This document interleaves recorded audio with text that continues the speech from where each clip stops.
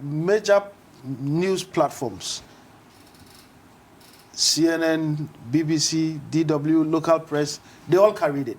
And they exposed him for the insincerity of his speech. Now, in that particular speech, which he pulled from some other presidents, he encouraged us to be citizens. So Ghanaians would not renege on that particular issue of being citizens. We are drawing his attention to the fact that what we are experiencing is bumbling incompetence. 111 ministers, and what do we have to show for it? Nothing. You've borrowed more than 40 billion over 2 years. What do we have to show? Nothing. Where's the infrastructure? As we speak, each one of us, yourself, Jafar, myself, Richard, the producers, the presenters, the cameramen, the sound men, you all owe more than 5,000 or nearly 6,000 Ghana cedis. All of us. But that was not just caused by the MPP administration. That is the cost, that is the level of borrowing from within their time. The borrowing alone, not inherited debt? No, not inherited debt. The borrowing alone over a period of 2 years. If you are to distribute it to every Ghanaian, including, babies, including my 5-year-old daughter, Salma, who is celebrating her birthday today. Oh, congratulations. I mean, happy birthday, Salma. She owes nearly 6,000 Ghana cedis.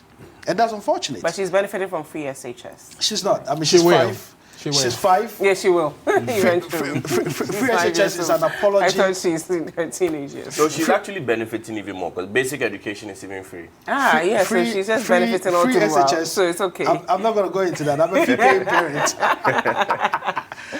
Free SHS has been exposed for what it is. We support free education.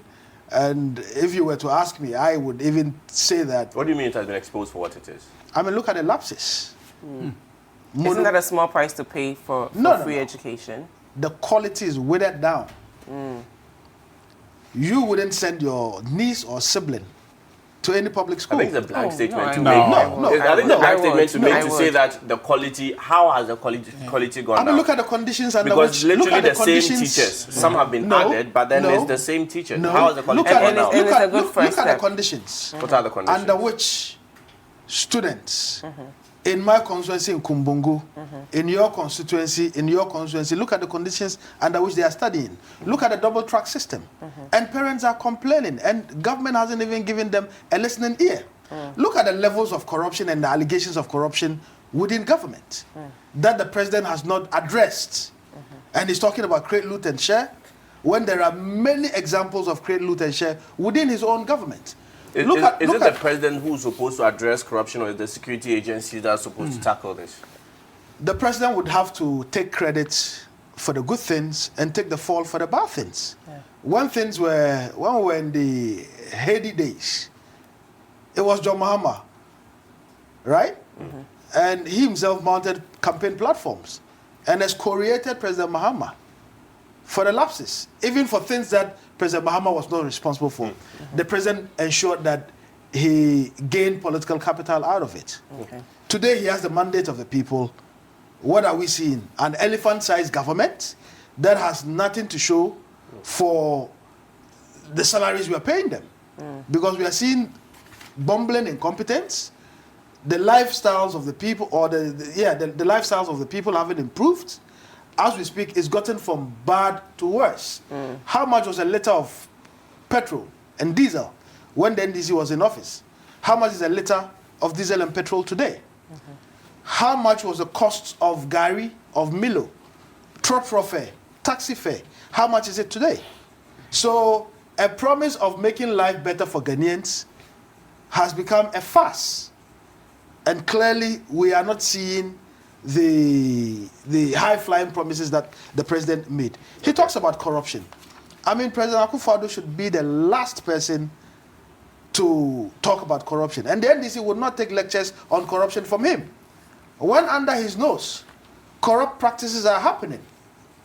Civil society, and not just politicians, have raised issue with a lot of things happening in his own government. Procurement breaches, disrespect for the rule of law. Look at the levels of insecurity in our country. And you want to give us lectures on governance. Let's wrap you up so we hear from Richard. Okay. Thank you. Richard, the president is saying no more create, loot, and share, and the NDC's corruption is dead in Ghana. Yeah. If we stayed on subject... But our Honorable is saying we've gone from bad to worse. To worse, yeah. I like the admission that under them, we had a very bad situation in Ghana. And it's gotten worse. So you admit it was bad? Yeah, he admitted that. So that's very good. The president's statement could mean a lot of things. That the NDC's corruption is dead in Ghana. So the NPP... you're crazy. Maybe there could be a new kind of... A new kind of... Why are you doing this? What the president said it's plain, and there's no... So he didn't say corruption is dead in Ghana. He said NDC's corruption is dead in Ghana. So they are doing it in style. Okay, if you like, we'll talk about it. But you see, if we had stayed on subject, there's a lot we can talk about with this. Let's stay on subject. But my brother, my brother drifted too far. Let's stay on subject. Let me say this, because it's important any day to defend free SHS, because it's actually a policy that is going to help underwrite much of the development deficit that we're facing as a people in terms of human capital development. Yeah. I was here, I went through the GSS system. We sang a song to it, Children of the Land, and the rest of it, GSS has come to save all. We sang those songs, right? But the first batch of GSS product, okay, going to secondary school, abysmal, okay? The tools that they said were there were not there. I remember there was a workbench that we saw, some axle blade and a few things that were there, but that was all. We never did anything. But the objective of that program was supposed to bring some transformation, good on paper. You understood that public policy will go through phases. Yeah. And as you implement, you correct, you amend, you review, and make things look better in the end. So when people from that stock who gave us something like that, and I know a lot of people back then were saying, no, we want the old system. And we ourselves, you know, in the secondary schools and the rest, we admire the old system people. These are people who can come and talk to you like they're your father. They are so wise and they're knowledgeable and stuff. And we imagine in our very early days, like, would we also become good like them? So people wanted the old system. They didn't want the new system. But somehow we started working on it. And I think it's improving, has become what we're used to now. So when you have people from that background who understand the nature and character of public policy, and you are implementing a public policy, and they can just rubbish it, and not only rubbish it, but they are socialist thinking people who are rubbishing a social policy, I wonder if what the president is saying can be impeached. Because these are people who are so desperate, they have lost all morals. They have lost all morality. Because, look, if we are being sincere, from where you are coming from, you have nothing to say about this free SHS. Well, Richard, respectfully, every citizen, irrespective of their party color, has the right to critique the state of the nation, right? So if things are not going right, if we have policies, the person could have been the former president of the nation, but he's still a citizen of the country. And the president required all of us to be citizens, not spectators. So if someone is critiquing a policy, it doesn't mean they are rubbishing it. They're just saying, perhaps we could have done this a different way. We should all be active participants of our development. What is the suggestion that has come forth? You just gave a very good interjection here when you said quality has been compromised. How do you assess quality? Have we had any exam to assess that free SHS people have not performed?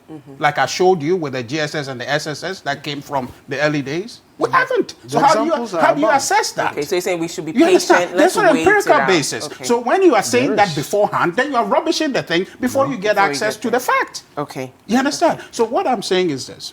We are in a country where the biggest danger, and in fact, I'm being very honest when I say specific, in fact, he is from a political tradition. But he's still a citizen. Yes, so that he lost the right to criticize in the manner he was criticizing. But as a citizen, he has no, the I right agree. to I'm saying, criticize. but I just showed you a context in which that man, same man, criticizing from that tradition, has made worse the situation. Exactly. So then, if he is criticizing, he should be informed by his own bad experience and understand that yes, this is how these things evolve and become good. But perhaps he was expecting that since the situation was bad, and you promised change, that means at least I'm it talking should be about good. policy-specific matter. Yes, policy that as when you well. are implementing a policy, Okay. the nature and character of it is it goes through phases in real time. Like infrastructure, the way we were doing. So you actually understand that it will not deviate grow from in it. time. Yes, Okay, it will get better. okay, I So get that is what I'm trying to say. honorable. Yeah. So, Yes. But I'm not done yet. sorry. So Sorry. we're coming to a substantive matter Sorry. of the president's Sorry. issue. Sorry. The corruption that we're talking about under NDC was glaring, okay? And in fact, I want to take the president's comment as a call to all of us to be aware that this is the one country we have, and we cannot abuse this country.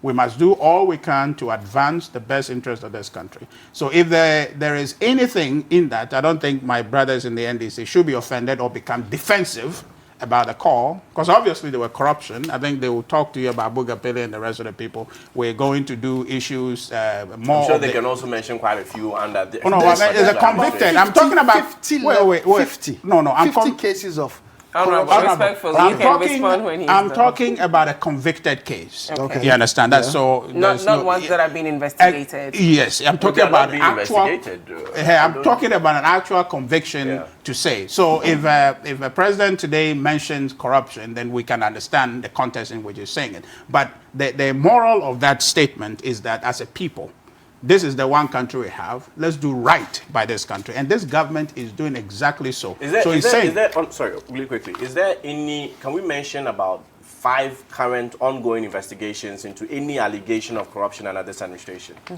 Look, I'm telling you, you said a very good thing, actually made a very good interjection, that is corruption supposed to be investigated or superintended by the president. Okay, we have institutions. They've created so now it is the institutions. You see, what he was saying earlier. So look, what he was saying earlier is the political, allocation of blame to the political head being the president. But the actual issue of prosecuting corruption or actually investigating corruption is not under the purview of the president. Shouldn't the president allow the institutions speak on corruption and not talk about it as well? But he was under him. Oh, no. But they were politically, it's not honorable. Hang on.